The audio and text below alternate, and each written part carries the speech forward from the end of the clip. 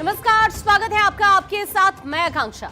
आज हम बात दिल्ली के उन लाखों लोगों की फिक्र की करने वाले हैं जिनके घरों और कारोबार की धड़कन यानी एलपीजी सिलेंडर पर संकट के बादल मंडरा रहे थे। पिछले कुछ दिनों से दिल्ली में गैस की जो किल्लत थी उसने आम आदमी को बेचैन कर दिया था, लेकिन आज हम आपके लिए एक ऐसी गुड न्यूज लेकर आए हैं जो आपको राहत भी देगी और ये भी समझाएगी कि कैसे अंतर्राष्ट्रीय राजनीति आपके किचन तक पहुंचती है। तो सबसे पहले आपको राहत भरी खबर बता देते हैं। दिल्ली की मुख्यमंत्री रेखा गुप्ता ने एक बड़ा मास्टर स्ट्रोक खेला है। दिल्ली में जो व्यापारी, ढाबे वाले और रेस्टोरेंट मालिक गैस की कमी के कारण अपना बोरिया बिस्तर समेटकर शहर छोड़ने का मन बना चुके थे, उनके लिए अब रुकने का वक्त आ गया है। मुख्यमंत्री ने आदेश दिया है कि दिल्ली में एलपीजी की सप्लाई को न सिर्फ सुचारू किया जाए बल्कि उसका कोटा भी बढ़ा दिया जाए। अब आप ये सोच रहे होंगे कि दिल्ली की गैस का ईरान और अमेरिका से क्या लेना देना, तो इस खबर को आप जरा ध्यान से समझिएगा। दुनिया के नक्शे को आपको देखने की जरूरत है। ईरान और अमेरिका के बीच जो जंग जैसे हालात थे, वहां अब सीज फायर का ऐलान हो गया है। जैसे ही वैश्विक स्तर पर तनाव कम हुआ, तेल और गैस की सप्लाई चेन जो रुकी हुई थी वो फिर से पटरी पर लौट आई। मुख्यमंत्री रेखा गुप्ता ने इसी अंतर्राष्ट्रीय बदलाव का फायदा उठाते हुए तुरंत एक्शन लिया और दिल्ली की जनता के लिए सप्लाई बढ़ाने का रास्ता साफ कर दिया। अब आपके लिए यह समझना बहुत ज्यादा जरूरी है।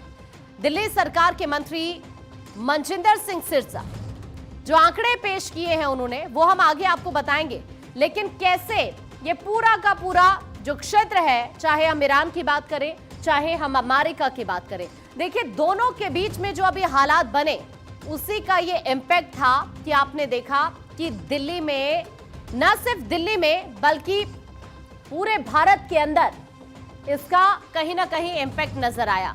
अब जैसे ही सीज फायर का ऐलान हुआ, वैश्विक स्तर पर तनाव जरूर कम हो गया है। जो गैस की सप्लाई चेन रुकी हुई थी तेल की, वो फिर से पटरी पर लौट आई है।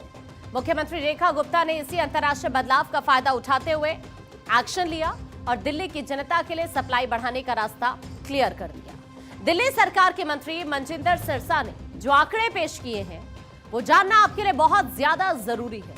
सरकार ने जरूरतमंद वर्गों के लिए सिलेंडर की सीमा को दोगुना कर दिया है। पहले की जो सीमा थी वो 180 सिलेंडर प्रतिदिन थी और अब की जो सीमा है वो 360 सिलेंडर प्रतिदिन हो गई है। तो क्या चेंजेस किए गए हैं, ये हम आपको इस वक्त स्क्रीन पर ग्राफिक्स के जरिए बताने की कोशिश कर रहे हैं। पहले जो हालात थे, अब उन हालातों को अगर आप देखें तो हालात बदल चुके हैं। पहले जो प्रतिदिन सीमा थी सिलेंडर की वो 180 थी और अब की जो सीमा है वो 360 है। यह फैसला कुल 6480 सिलेंडरों की नई दैनिक सीमा के तहत लिया गया है।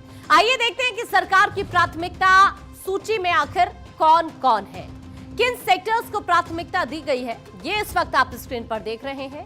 यहां कटर सिलेंडरों की संख्या प्राथमिकता क्यों है, ये हम आपको इस वक्त दिखा रहे हैं। अलग अलग सेक्टर्स की बात करें तो ये जो सिलेंडर की संख्या है, पहले होटल और फूड सेक्टर की अगर हम बात करते हैं तो 3375 प्राथमिकता क्यों है, यह आपके लिए जानना इसलिए जरूरी है क्योंकि दिल्ली का स्वाद और रोजगार ना थमे, फोकस इसी पर किया जा रहा है। लेबर इंडस्ट्री की बात करें, जो अलग अलग सेक्टर्स हैं उनमें लेबर इंडस्ट्री की अब बात करते हैं तो सिलेंडरों की संख्या 1800, मजदूरों की रोजी रोटी चलती रहे, प्राथमिकता इसलिए दी गई है। शिक्षा, स्वास्थ्य, कम्युनिटी किचन की बात करें 675 सिलेंडरों की संख्या, स्कूल, अस्पताल और सेवा कार्य किसी भी तरह से ना रुके। स्टेडियम और स्पोर्ट्स की बात करें 270 है सिलेंडरों की संख्या, खेल और खिलाड़ियों की सुविधा के लिए प्राथमिकता दी गई है। तो अलग अलग सेक्टर्स के बारे में हम आपको बता रहे हैं और साथ ही ये भी बता रहे हैं कि आखिरकार ये सेक्टर्स इंपॉर्टेंट क्यों रहे सरकार के लिए। देखिए, मंत्री मनजिंदर सिरसा ने क्लियर कर दिया कि सरकार सिर्फ सप्लाई नहीं बढ़ा रही बल्कि उन गिद्धों पर भी नजर रख रही है जो आपदा में अवसर तलाशते हैं। ब्लैक मार्केटिंग करने वालों के खिलाफ अब जीरो टॉलरेंस की नीति अपनाई जा रही है। प्रशासन को खुली छूट दी गई है कि जो भी गैस की जमाखोरी करें उसे सलाखों के पीछे भेजा जाए।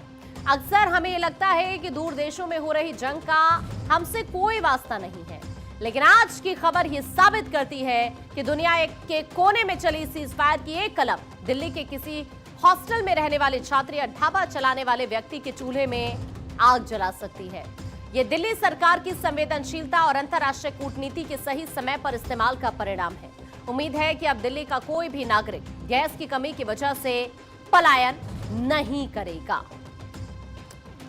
और इस बीच एक बड़ी खबर है, प्रधानमंत्री मोदी से मिले उत्तराखंड के राज्यपाल लेफ्टिनेंट जनरल गुरमीत और